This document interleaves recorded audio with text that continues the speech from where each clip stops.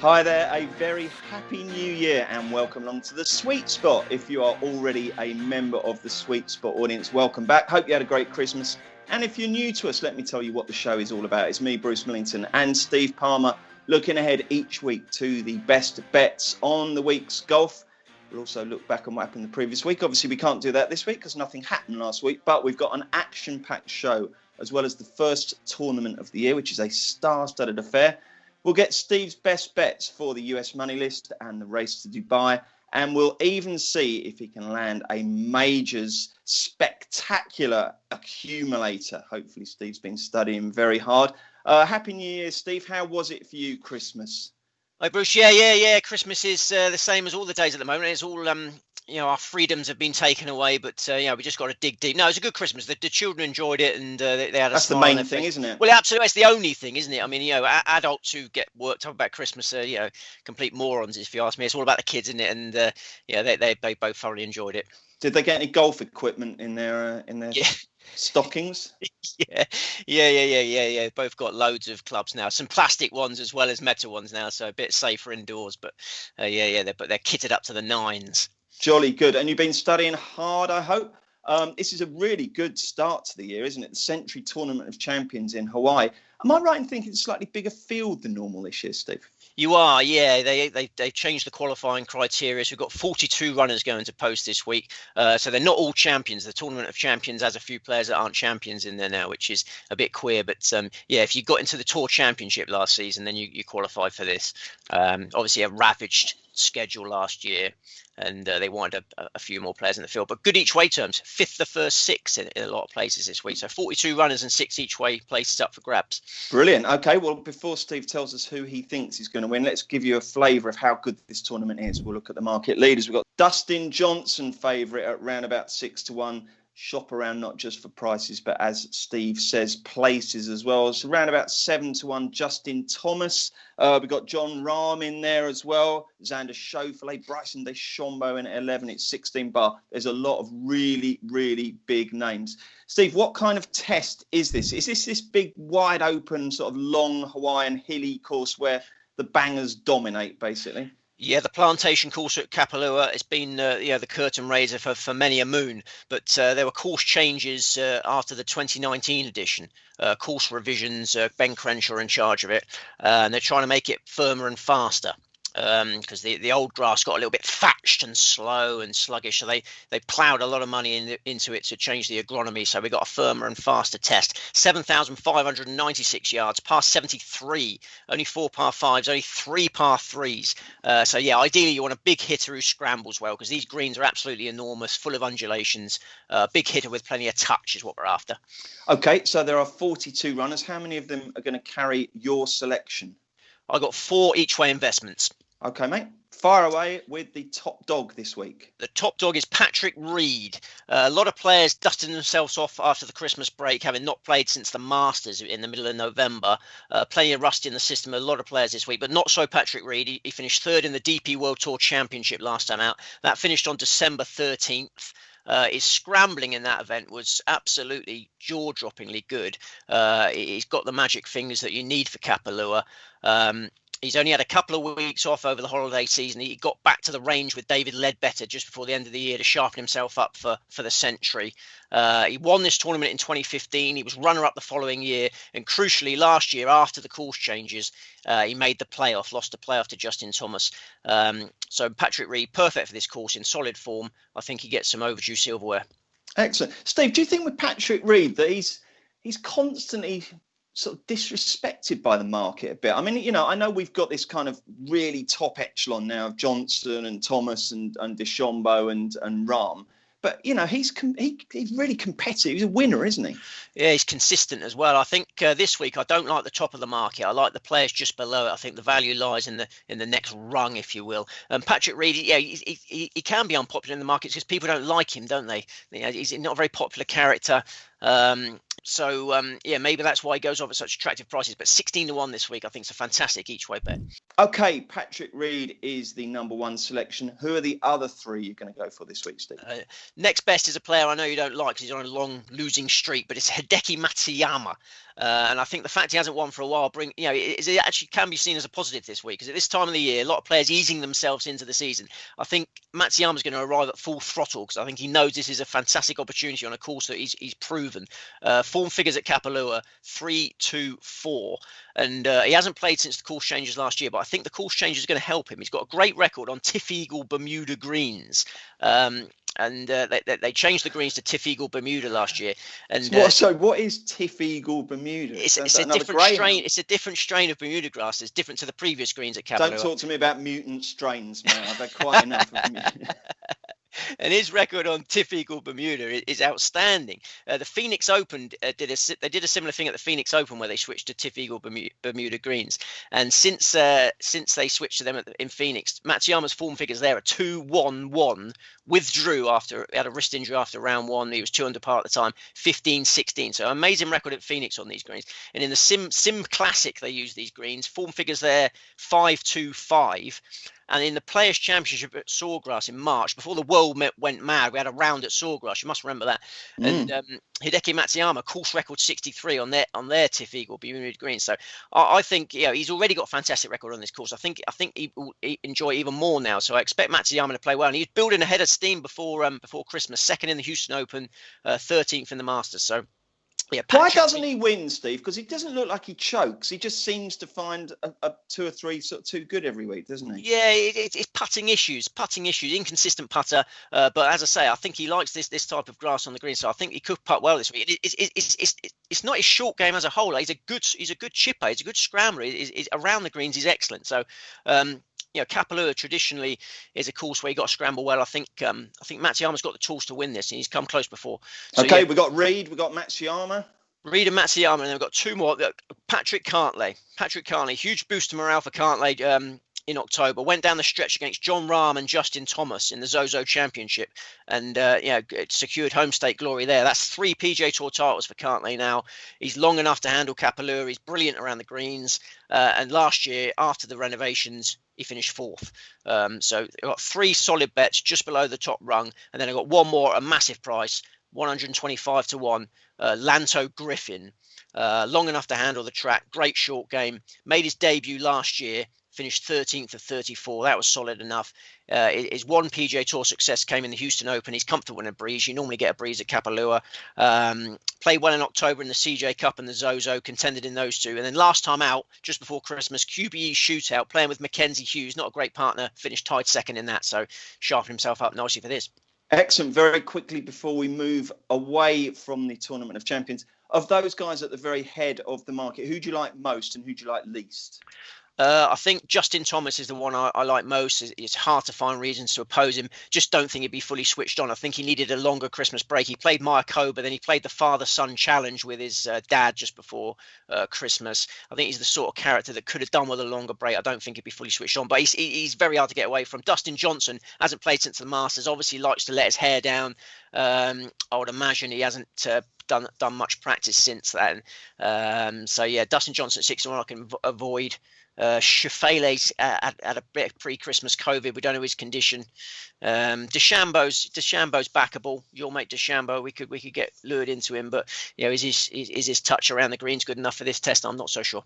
I think with DeChambeau, Steve, what I'm going to do with him is, even if I back other people, I'm going to make sure that if he wins, I don't lose. Because, I mean, this is the sort of track he could just obliterate, isn't it, I suppose? Yeah, I agree. Yeah, he can get the driver out and go all guns blazing around here. And it's just whether his short game handles it. John Rahm's got new clubs. We must mention that. So he's perhaps another market leader to avoid. Okay. Excellent. We're off and running. Great to have golf back, isn't it? In these times, there's not too much to look forward to. Back in lockdown, aren't we? So a golf bet is 4 days of fantastic entertainment. And even though we always preach safe, responsible gambling, I do think that, if you can have a small golf bet that you can afford, like I say, it can give you, 72 hours of pleasure rather than 90 minutes or even just the duration of horse race, can't it? So, good luck with those ones, Steve. Now then, Obviously, we're at the start of the new year. Let's look at who you fancy to win the US Tour Money List. And they bet on this rather than the FedEx Cup, don't they? This is just quickly, how's this settled? It's simply the player that wins the most money, presumably. Yeah, wins the most dollar, and it started in September. And this one actually has 6 majors because we've already had a Masters and a US Open. Sorry. We did, yeah. My brain disappeared then. Yesterday's news has still rattled me. So Dustin Johnson is your man for that. He's already got $3 million on the board already going into the new year. He's playing at a course this week that he's won twice before. I mean, we don't know how switched on he's going to be, but if he is switched on, he's got a winning chance. He's finished 24 under on this course before. Then he's going to a WGC venue in Mexico that he's in February that he's won twice before on. He's a course winner for the WGC match play in March. The Masters is obviously a great opportunity for more dollar, the second Masters of this stretch. He's already shown a liking for the Open Championship venue this year, finished second there last time it was used. He's a 2-time WGC St. Jude champion. So to cut a long story short, it's entirely feasible that Dustin Johnson could have won 3 majors and 3 WGCs by the second week of August. I think Johnson has the potential to bust all the dollar records this season. What price is he? Because he of the short, length isn't he? He was 5-2 when it tipped him just before Christmas. Yeah, I think he's fractionally short than that now. I think he's a really rock solid favourite. If the schedule remains as it is, Johnson will surely set such a mark that he probably cannot be beaten. And the massive prize you get for winning the FedEx, that doesn't get added to the total, presumably. No. Just so when does this end? Tour Championship, at the end of the Tour Championship, and the bonus money won't count. But he's in command already, and I think he's the only bet you need. I've only got one other next best at an enormous price, and that was Tiger Woods at 250 to 1. I think if he can stay fit for the next 8 months, he could win a few big events and contend for that, because it seems like the form of his son. I don't know if you watched the father-son challenge before Christmas. Charlie Woods at 11 years of age was an absolute sensation. We finally got to see Tiger Woods' son in action, and I think it's going to inspire Tiger. I think they egg each other on, because Charlie Woods clearly got a future in the game. Tiger wants to squeeze the most out of the last few years of his career, and the Olympics is this year as well. We must remember that Tiger's desperate to play in the Olympics. He wants an Olympic gold medal as the icing on the cake of one of the greatest careers ever. And I think he's going to up his work rate and play a bit more this year. US Opens at Torrey Pines. We know who the king of Torrey Pines is. The last major there was won by Tiger. So yeah, I think 251 Tiger Woods worth in each way dabble, but Dustin Johnson's your man for the money list. Okay, and on the race to Dubai, which was always the European Order of Merit as it used to be, when people like Ronan Rafferty would win it every year. Who's going to win this? This is a harder puzzle, obviously, because we might have a few more problems with the schedule. But I think, all things considered, Rory McIlroy, who's playing in the first European Tour event, the Abu Dhabi Championship. That's become a Rolex Series event this year. So there's 8,000 race to Dubai points up for grabs. So we could get off to a flyer in this market. All the major venues are very attractive for McIlroy. Kira Island is the US PGA venue. He won the only major previously played at Kira Island by 8 shots in 2012. His Masters record is solid. Torrey Pines' effort have been solid. He's won the race to Dubai 3 times. He's jostling for favouritism with John Rahm, who we've already mentioned. John Rahm, he's got a baby due in the summer, and he's playing with new clubs, starting the year with new clubs, just switched to Callaway. So I think McIlroy's definitely the most solid investment in the race to Dubai, and they've got 3 more bigger prices. The next best, Victor Hovland, 2-time PGA Tour champion at the age of 23. So much scope for improvement. Superstar amateur, ball striking colossus, desperate for a Ryder Cup debut, so will play more in Europe this year. He's already committed to the Saudi International. He finished 11th on his Wentworth debut. He finished 3rd in his DP World Tour Championship debut. Both those events are Rolex Series events this year. Loads of race to Dubai points. A couple of strong major performances. He'll be in the thick of things. 2 more at much bigger prices. Justin Rose, the fine young man, is now 40 years of age. And he's moving back to Brighton. Fast, don't they? Where does the time go? I mean, it seems like only yesterday, doesn't it? Royal Birkdale, 17-year-old Justin Rose, but he's 40 now, and he's moved back to Blighty. He's moved back to London, so that's going to improve his access to European Tour events. I expect a revival at the age of 40. This is a former world number 1, former US Open champion. Form is temporary, class is permanent. He's a 2-time Masters runner-up. He was third behind McIlroy in that Keir Island USPGA we mentioned. He won the Farmers Insurance Open at Torrey Pines in 2019. So if he finds his form before the majors, he could have an amazing majors season. He's 50-1 for the race to Dubai, and at enormous prices for the race to Dubai. Eric Van Rooyen. Eric Van Rooyen is a very strong ball striker. He plays well in majors. He was third in the WGC in Mexico last year. They're going to that same venue this year. He's got a good record in the Scottish Open, same venue this year, Rolex Series event. And I can see Van Rooyen playing really well in the Middle East early in the year, getting back in the top 50 of the world rankings, getting in all the big events. So, 125-1, Eric Van Rooyen. So it's McIlroy, it's Rose, it's Van Rooyen, and who was the other one? Victor Hovland. Excellent. Okay, Steve. Now, before we go for it with our major accumulator, I just want one dark horse from the European and US tours that you think could be worth following and might just pop up, if not for a win, maybe get placed at some juicy prices. Who's your American dark horse? American dark horse is Will Gordon. You remember him from the Travelers Championship in June. He had a sponsors invite there, finished third. Dustin Johnson won that tournament, but Gordon was really impressive. He banked that big check, and then he earned enough money from other sponsors invites to get full status. So he's got full status for this year. He's only 24, great ball striker. He's got all the tools you need for success in the modern game. Yeah, so I think Will Gordon will win a PGA Tour event this year. He make his breakthrough. Okay, excellent. And Europe-wise? In Europe, I've got a big affection for Hurley Long.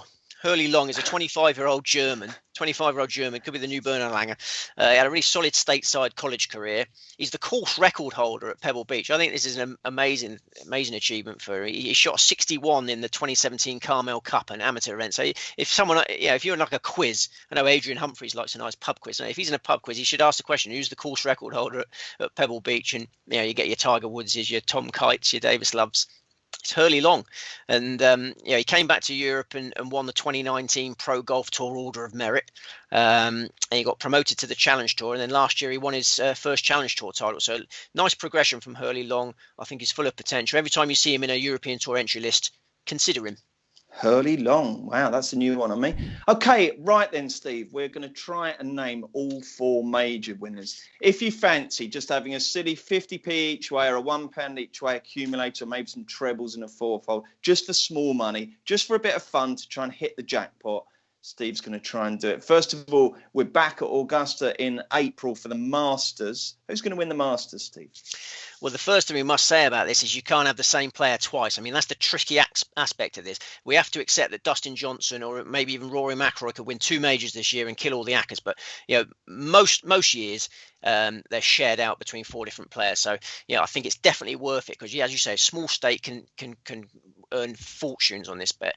OK, and the bet I'm about to put up is a general 20,000 to 1 chance. Okay, so I'm going to win £500,000 when this comes in. It's a 20,000 to 1 chance, and the four players I mentioned, casual observers now will be thinking, oh, he must have Hurley Long in there or something. But it's a 20,000 to 1 chance with four of the best players in the world to win majors. It's so conceivable, it's ridiculous.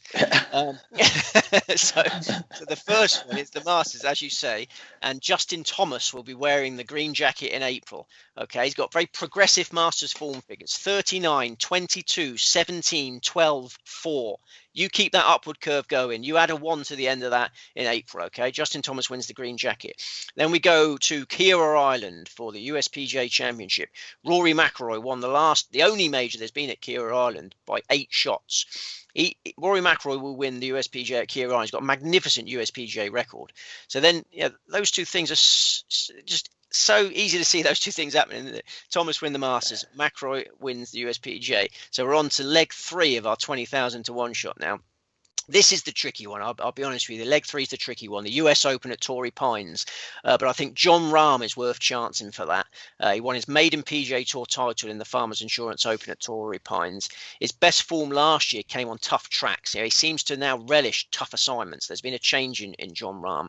Obviously, there's two little problems that we've got. These new clubs he's now got. But, by then by the US Open, he would have got used to these new clubs, I would imagine. And the other little curveball is that he's got a baby due around them. But I'm trying to. He hasn't announced the date of it, but I've been judging it and working through a few sources, and I think it will become just after. What sources? I've got. I can't reveal my sources. The Rahm family midwife's been onto your shit.